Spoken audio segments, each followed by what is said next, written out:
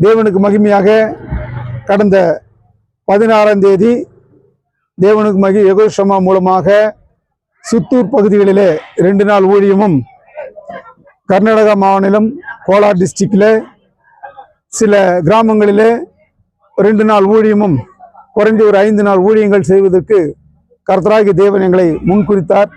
நாங்கள் மாத்திரமல்ல, தேவனுக்கு மகிமையாக 50-60க்கும் மேற்பட்ட ஊழியர்கள் கர்த்தர் பணியை செய்தார்கள்.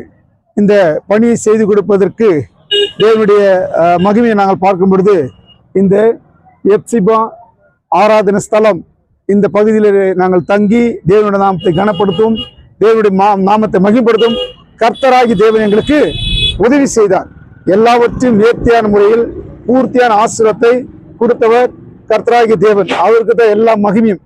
இந்த ஊழியத்தை நல்ல சிறப்பாக செய்வதற்கும், அநேக கிராம மக்களுக்கு தேவனுடைய நல்வார்த்தைகள் கொடுப்பதற்கும் பரிசுத்தமுள்ள தேவனை கர்த்தர் எங்கள் அனைவருக்கும் உதவியாக இருந்தார்.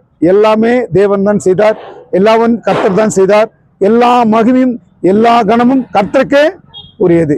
இது தேவனுக்கு மகிமையாக இந்த வார்த்தைகள் கொடுப்பதற்கு கூட ஆண்டவர் எங்களுக்கு உதவி செய்தார். ஏனென்றால் அவருடைய பிரசன்னம் எங்களோடு இருந்தது, அவருடைய மகிமை எங்களோடு இருந்தது, அவருடைய மகத்துவங்கள் அவருடைய எங்களோடு இருந்தது.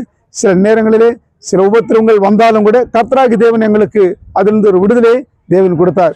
அநேக மக்களுக்கு சுவிசேஷ வார்த்தைகளை சொல்ல முடியாத அந்த கிருபையை தேவனாய் கர்த்தர் எங்களுக்கு கொடுத்ததுக்காக எல்லா மகிமையும் பரிசுத்தமுள்ள தேவனாய் கர்த்தருக்கு நாங்கள் ஏறெடுக்கிறோம். இப்போ கூட இந்த இடத்துல இப்படிப்பட்ட காரியம் செய்து தேவன் தான் எங்களுக்கு உதவி செய்திருக்கிறார். கர்த்தருக்கே மகிமை உண்டாகட்டும். ஒரு சிறு ஜபத்தோடு நிகர செய்வோம்.